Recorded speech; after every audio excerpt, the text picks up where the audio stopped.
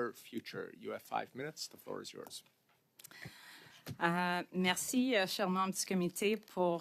Thank you to the committee members for giving me the opportunity to speak for you today. Energy for Secure Future is a civil society objective with two objectives: to promote a conversation in Canada with the energy security with all allies in the world, and secondly, to do research on the transformation of energy systems in order to propose a pathway for Canada which will allow us to reduce our emissions and to be prosperous. Getting Canada's Energy Future Right, a consumer lens on energy in Canada, author Mike Cleland examined stationary end-use energy in Canada between 2005 and 2022. He also looked at the Canadian Energy Regulator's 2023 net zero scenario and implications for Canada's electricity system and end-use energy nationally. And I'd like to highlight a few considerations. First, it is important to have a framework for evaluating the merits of different energy policies to guide decision-making. And our report suggests the following framework. Number one, it has to deliver on energy fundamentals: affordability, reliability, safety, security, and resilience.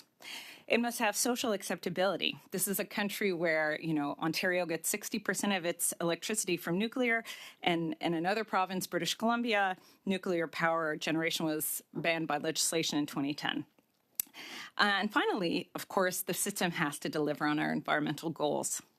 Solving for these three together is a challenge, but I would suggest that the shaky support for many climate policies in the country reflects the fact that many of the policies were developed without adequate attention to energy fundamentals, which always reassert themselves. A second consideration needs to be the current energy mix in Canada.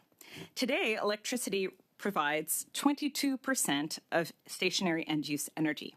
And if you include transportation, then it's less than 20%.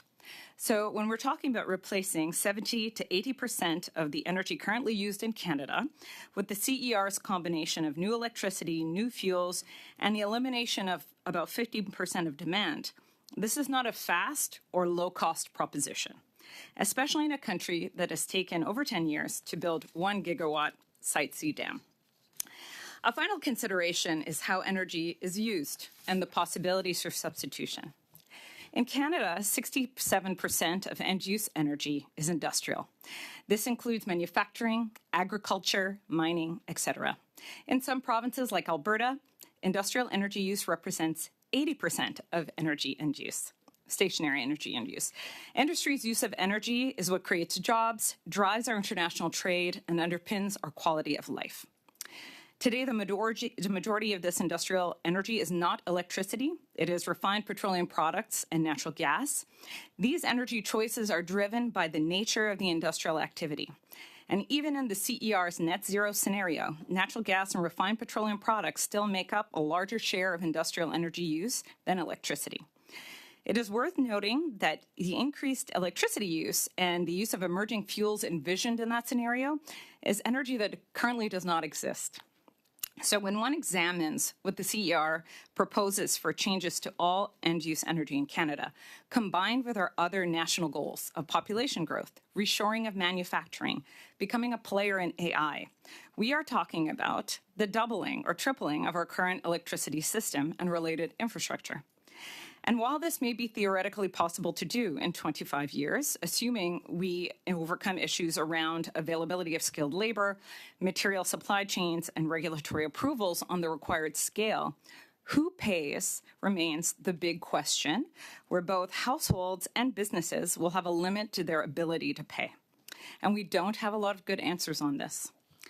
So a couple of recommendations. Number one, solve for the trilemma. As political decision makers, you need to answer to the public for energy fundamentals, the acceptability issues, and the environment. Number two, start by producing more electricity. We don't have enough electricity today.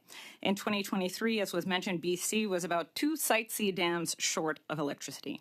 In Quebec, in winter, Hydro-Quebec reported that they're about 3 Site C dams short. So before we ban natural gas home heating or the internal combustion engine, let's make more power available, see what it takes to do that, see how those costs are absorbed, and then keep going. And finally, the issue is emissions, so let's focus on emissions. We have a lot of gas infrastructure in Canada. We have poor space for carbon capture.